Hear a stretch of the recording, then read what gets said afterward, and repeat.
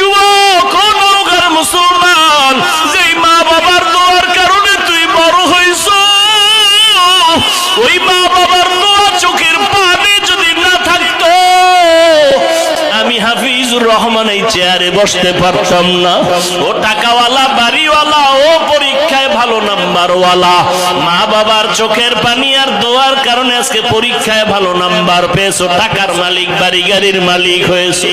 আজকে কত আরামে গাড়ি নিয়ে ঘুরো। আর এই নওগাঁ জেলায় তোর বাবা মা কত কষ্ট করিয়া চলাফেরা করছে, গাড়ি ভাড়া দেওয়ার মতো টাকাও ছিল না।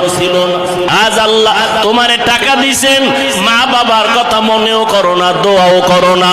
ওরে যার মা বাবা দুনিয়ায় নাই, কবরের কিনারায় গিয়া মাঝে মাঝে দোয়া করিও, আল্লাহর কাছে বলি, ওরে মালিক, মা বাবার হক আদায় করতে পারি নাই, মা বাবা জীবনে এত কষ্ট করেছেন, আমি যদি টাকাওয়ালা হইতাম আমি মা বাবারে শান্তিতে রাখতাম।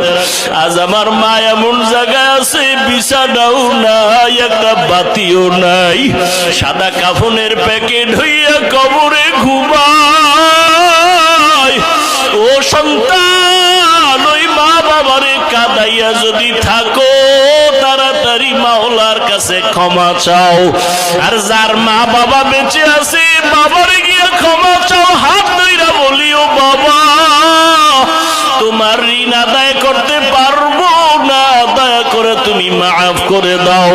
ও যুবকেরা, যদি মায়ের সাথে কষ্ট দিয়া বেয়াদবি করো, মায়ের বাসায় গিয়া বলবি, মা তুমি দোয়া করলে আমারে মাওলা কবুল করবে, তোমার মনে বোধহয় কষ্ট গেছে, এজন্য আমার আমল নাই, আমার কান্না নাই, মোনাজাতে পানি নাই। মা তোমারে বহু কষ্ট দিয়েছে, গোপনে জানি কত কান্না করেছো, আজ দয়া করে আমাকে মাফ করে দাও। মা আমারে তুমি সম্মানের জায়গায় নিয়ে আসছো, তোমার দোয়া ছাড়া আমি শিক্ষিত হতে পারি নাই, তোমার দোয়ার কারণে আজ আমার আল্লাহ সম্মান বাড়ায় দিছে।